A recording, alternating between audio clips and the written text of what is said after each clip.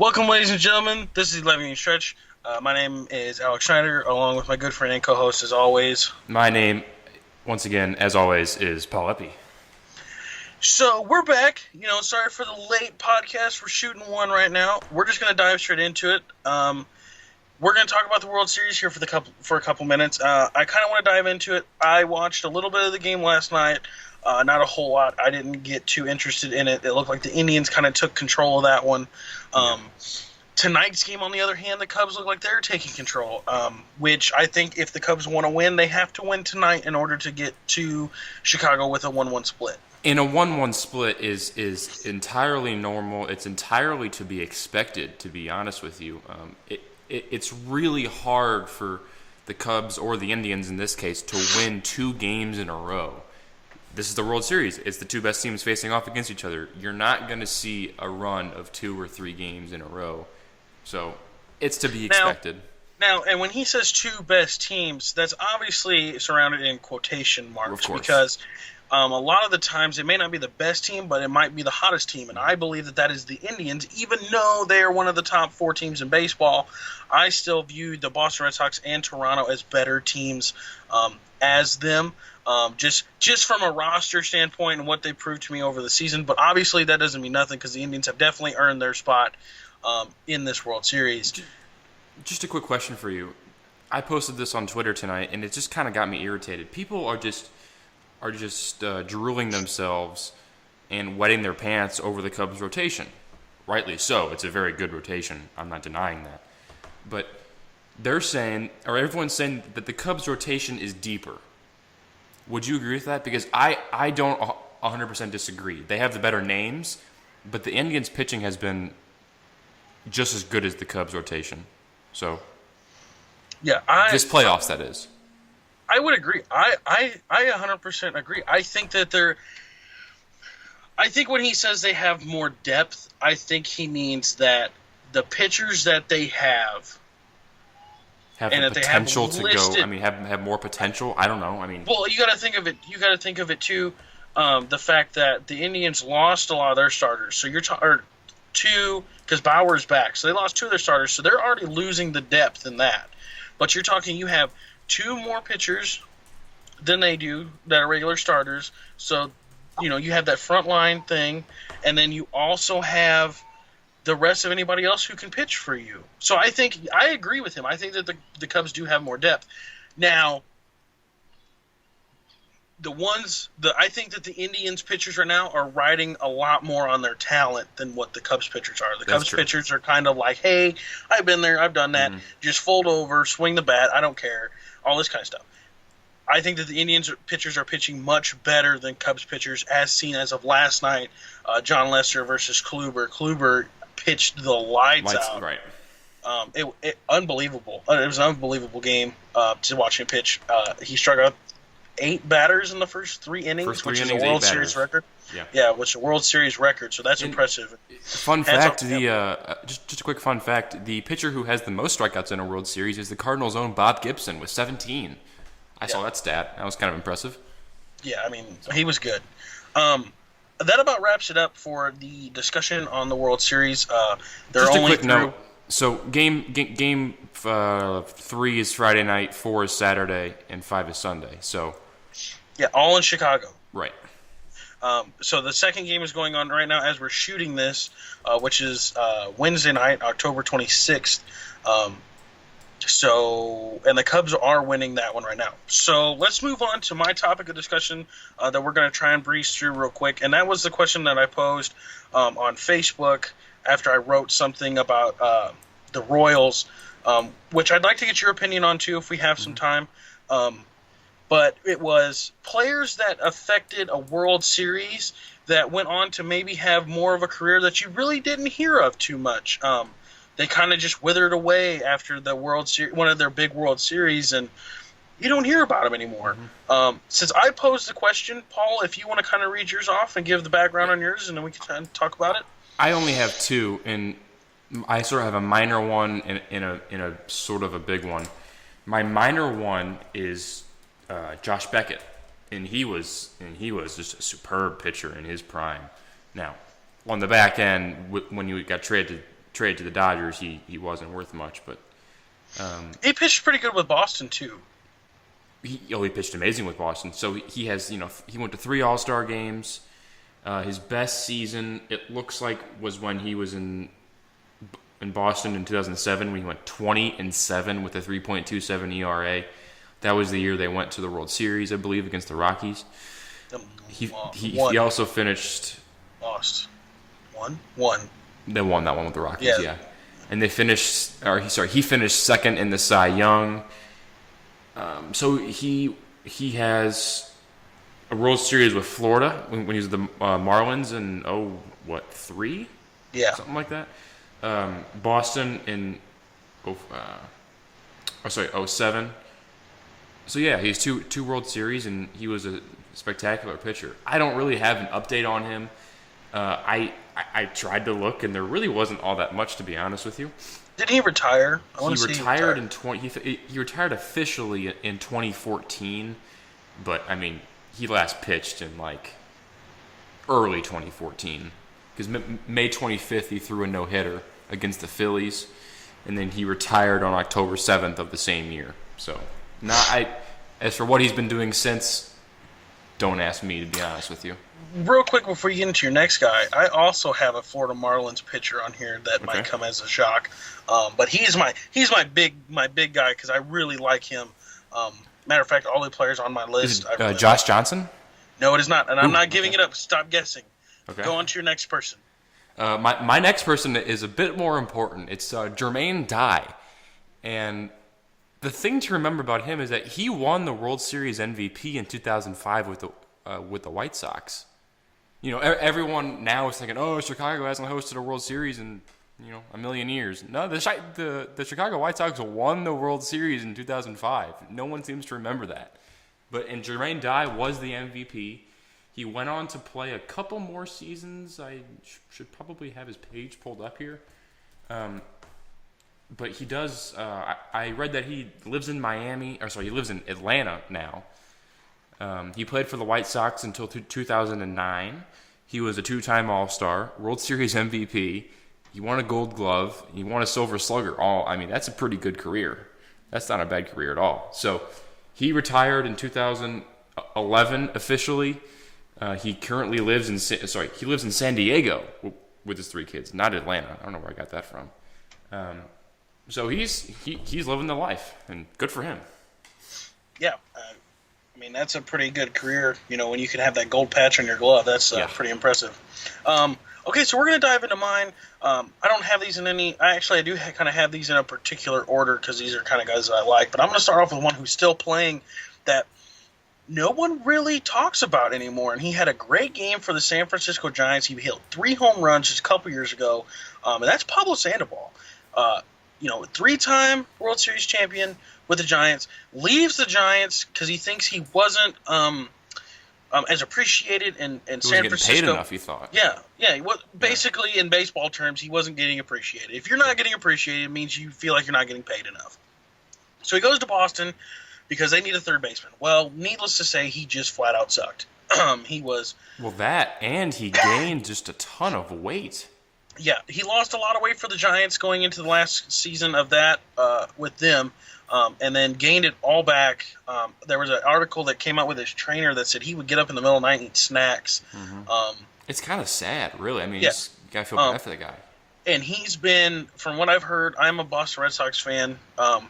Second, they're my second team. And from what I've heard, he's been training hard, trying to get back for next season, which I believe that he is not done. I think that he's going to come back next year and be the third baseman because the Travis Shaw experiment did not work, whatsoever. And Sandoval's only 30.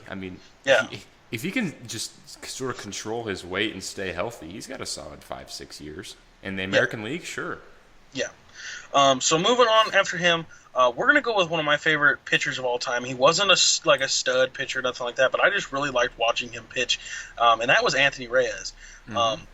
I actually got a bad habit from him. I watched him pitch one day, and I thought he was throwing sidearm, which I was sadly mistaken that was not true. a couple months later. It wasn't a bad trait. You learn to control it, so it didn't ruin my arm or nothing. But I loved watching Anthony Reyes pitch. So he played with the Cardinals up until '08, and then went to the Indians, signed a minor league contract. He kind of went to a couple other places, but ultimately he retired.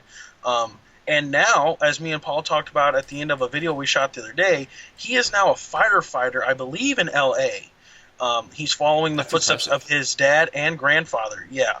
And he's he's got a quote I found on Wikipedia, whether that be a legit source or not.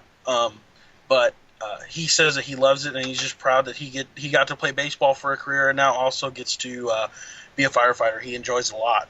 And according to Wikipedia, he's only 35 years old. He's just still be pitching. Yeah, I mean, he had the talent to still be pitching, I think. Sure. So the next guy is one guy that Paul really likes, and I told him about it today, and that's So Taguchi. And if you're a Cardinal fan and you remember at all the '06 World Series, you remember the '04 World Series with the Red Sox. Yeah. You remember So Taguchi. He was just a really scrappy player. I mean, that's the best way to describe him. I mean, he puts a smile on your face when you watch him because he does everything right. He's not a superstar, and that's fine. He doesn't need to be, and he was just so fun to watch. Yeah, I agree. I'm having trouble thinking of the title of the movie right now, which is dumb because I shouldn't. But the movie with Charlie Sheen as Wild Things and the Indians, what was that? Shit, I'm not sure. Beats me. Fuck, I forget now. Anyway, it'll come to me. Major League. There it is. So there's a Asian guy in there that kind of reminded me of So Taguchi, but I'm going to read off kind of some things here that I have wrote down. So Taguchi, not only did he win in '06 with the Cardinals, but he also went on to win in '08 with the Phillies. The Phillies, yes, he did. Then he played in Japan, and he played for a team for a little bit, and now is the manager of that team. I could have sworn he was also a broadcaster at some point. I don't know. I didn't read that far in. Let me go to this on the internet here. But go ahead. Okay. He also is now the manager of the team. He might have done some broadcasting. Paul is looking that up. But he is just all around one of those guys that was fun to watch in baseball. Yes, sorry to interrupt again, but in 2012 and 2013, he was employed by a Japanese broadcaster to announce Major League Baseball games. And I remember seeing a picture of him, and I guess it was 2012 or 2013. He was at the World Series covering it for whatever Japanese media he worked for, and it was cool. Yeah. So again, one of those players, just kind of withered away. One of those good guys. Now to one of my favorite guys I ever got to see. I got to see, when I started really paying attention to baseball later on in his career, which was kind of a shame. But that is Dontrelle Willis. No, he's done some broadcasting too. He's an analyst right now, actually. Yep. I don't know what it is for. I believe it's Fox Sports 1 he does analyst for. Something like that. And he's only 34. Yeah. He last played for the Reds in 2011, and I remember that season. He had an 8-year career. I kind of have some things in here. I'm on the internet right now. He signed a lot of 1-year deals with teams. So like with the Phillies, the Orioles, the Cubs, the Long Island Ducks. I remember when that hit big news.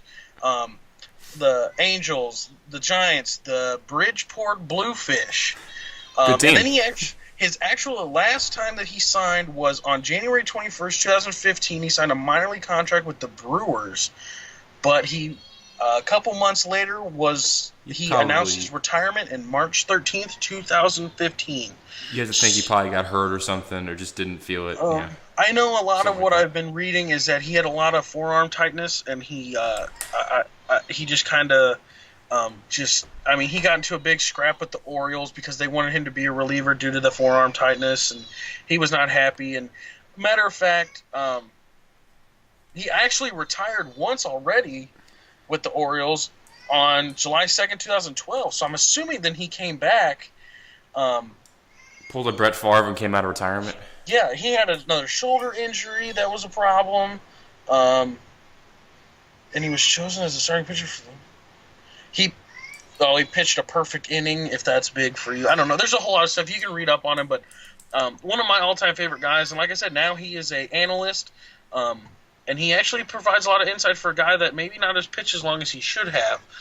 But one of my favorite guys, and I loved watching Dontrell D-Train Willis. He was a fun pitcher to watch, too. I mean, it really was a treat. Two-time All-Star, World Series champion in 03, and a Rookie of the Year in 03, and a Wins leader in 05. He had some good stuff. Yeah, he had a funky delivery, too, that it was just awesome to watch. It probably didn't help him.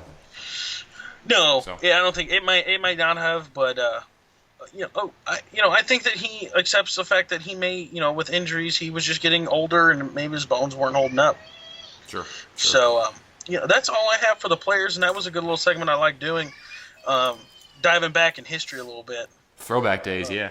Yeah. So my topic, Alex, is this, and we're going to wrap up after this. We're going to keep this at least somewhat short. On Facebook and Twitter the other day, after the Cubs beat the Dodgers, I posted something on Facebook, just some thoughts about the Dodgers, and let me read it off to you real quick, because it was fairly short. If my internet loads, that would be nice. Okay, so continually waiting for the internet. Here we go.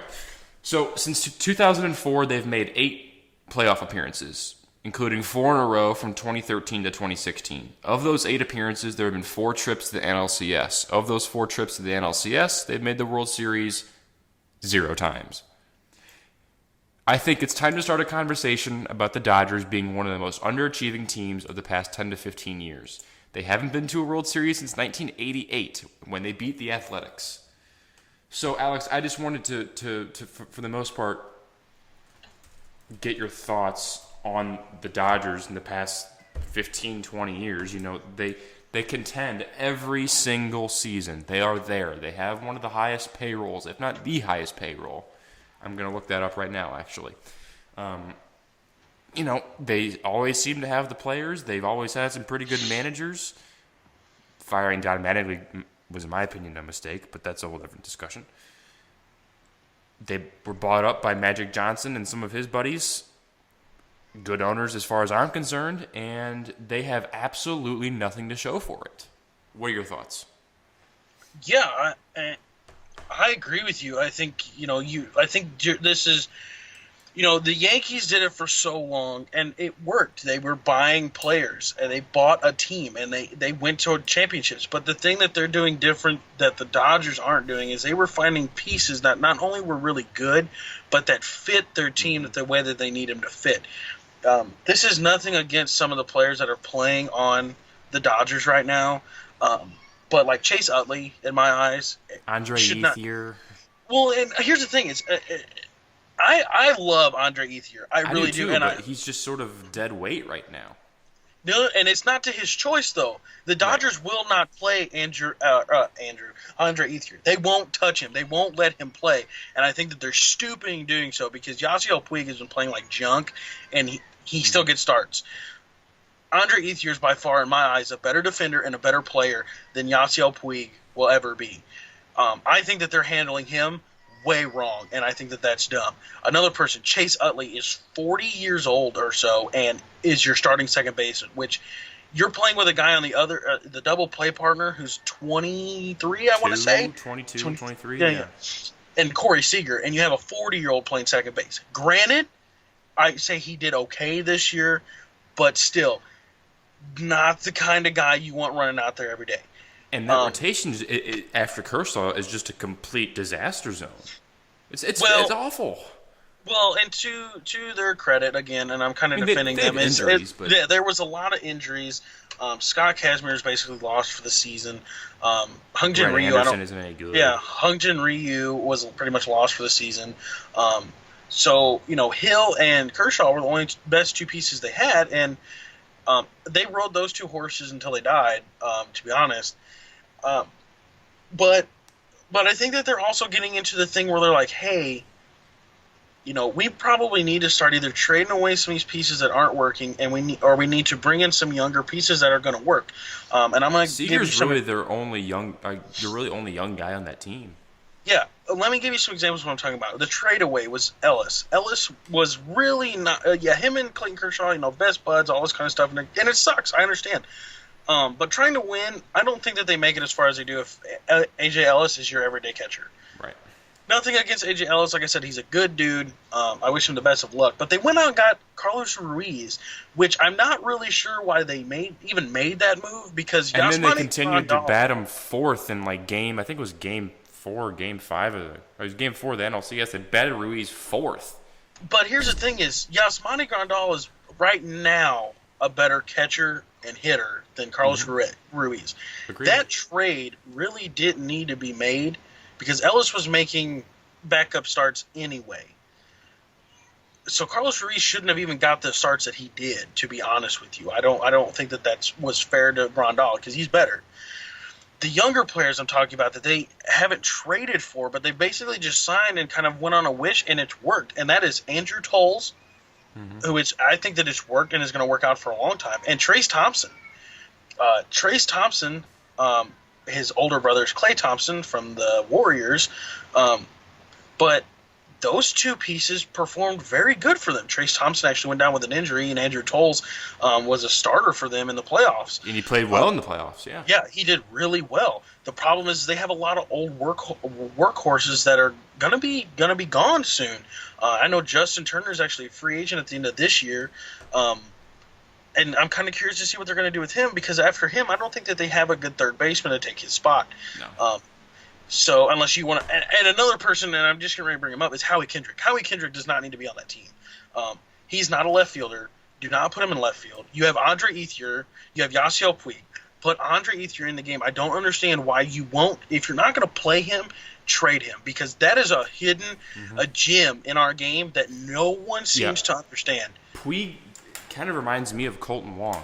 Just ride him out, wait on him. He's raw. He's just not there yet. Just wait. Puig is going to be fine, just like Wong is hopefully going to be fine.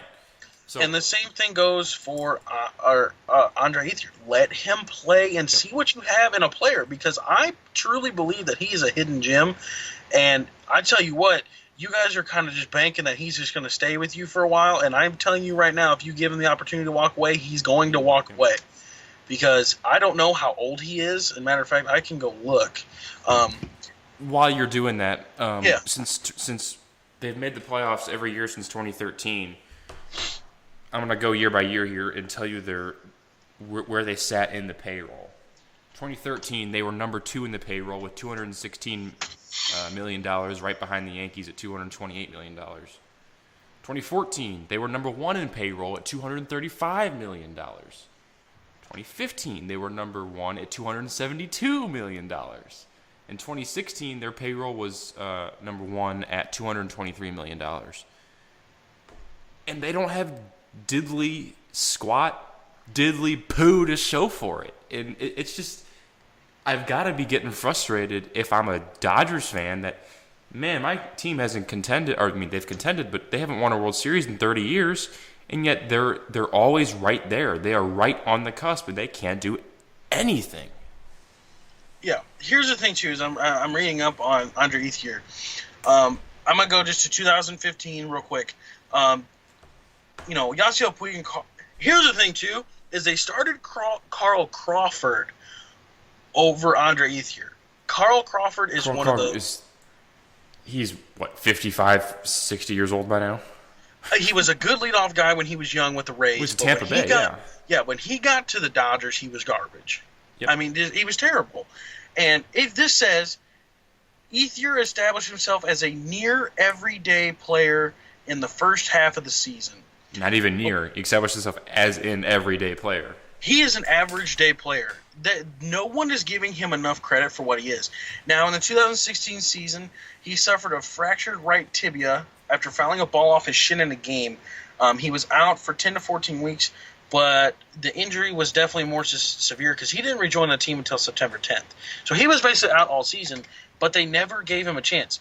The Cubs right now are starting a player who got hurt in the third game of the season, and he's their DH and is actually doing really well. He just drove in 2 RBIs not too long ago, and he's doing just fine.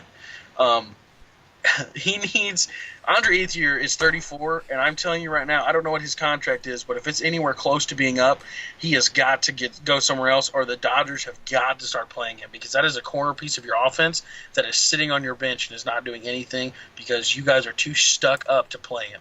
So, a piece of advice, if you're the Dodgers GM, a quick piece of advice, what would you be doing to prepare for 2017 and onward?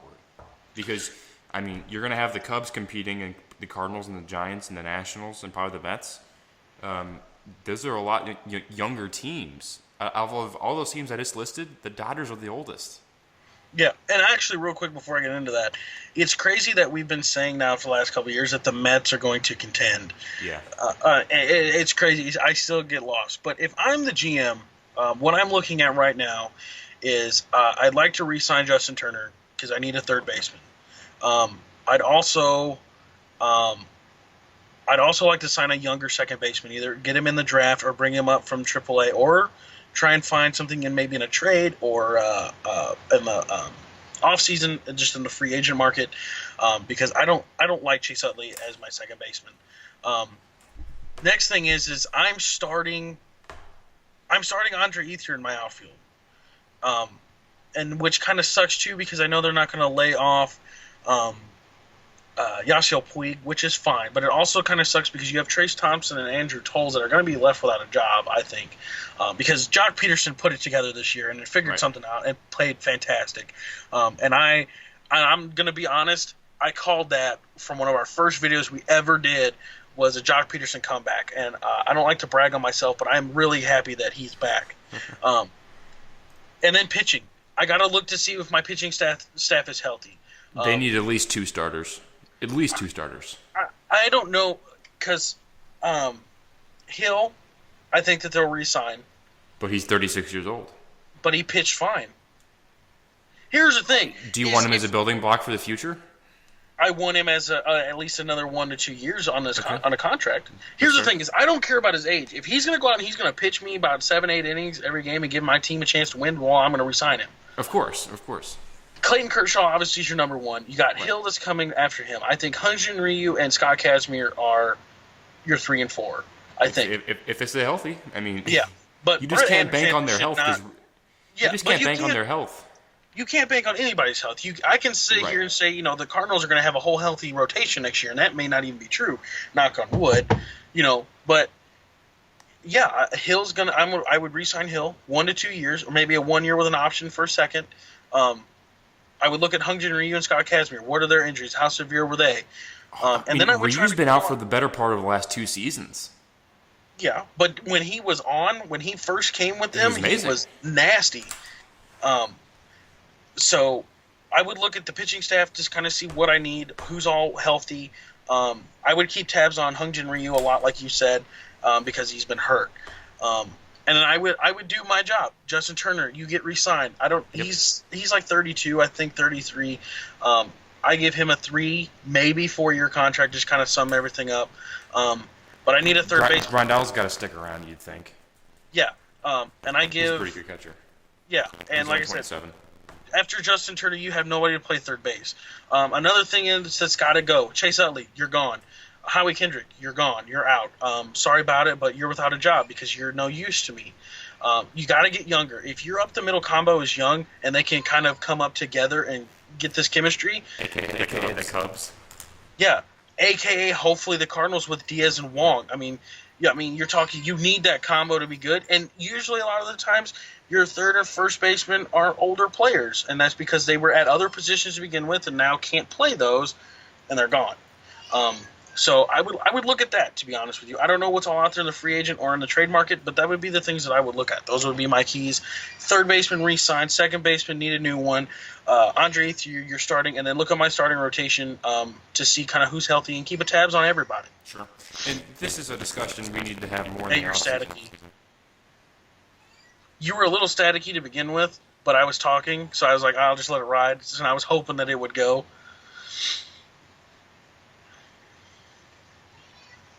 Try and talk again. Testing. You're good.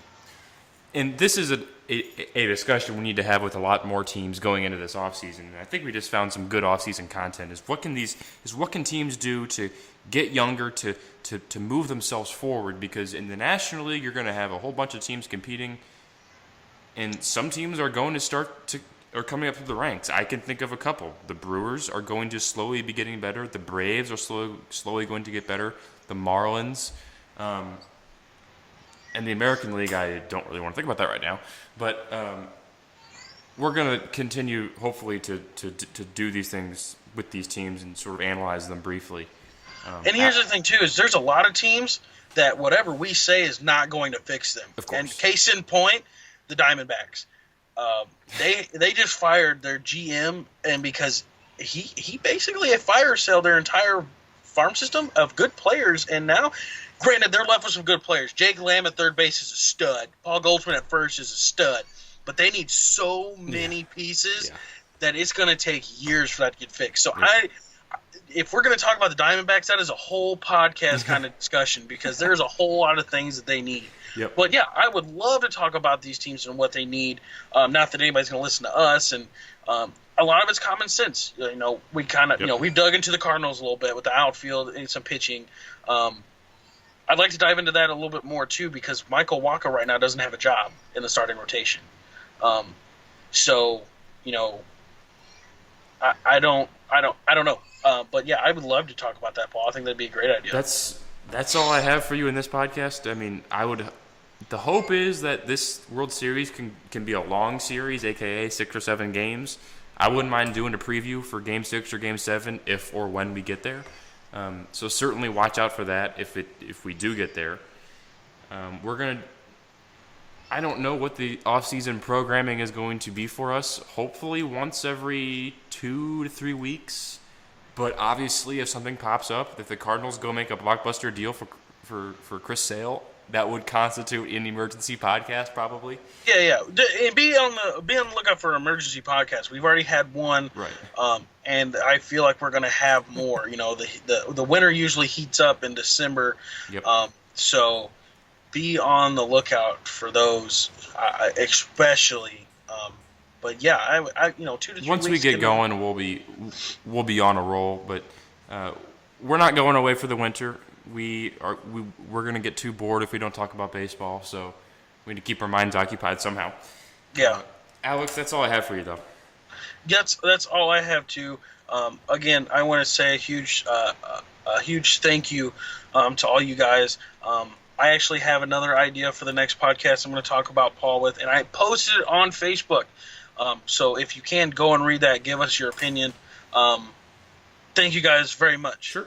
We will keep you guys updated. As usual, watch the Facebook and Twitter page for commentary on the World Series, whether you're an Indians fan, Cubs fan, just a baseball fan. Whoever you may be, we will be around, and we hope to see you soon. For Alex Schneider, I am Paul Epi. This is the 11th Inning Stretch. See ya.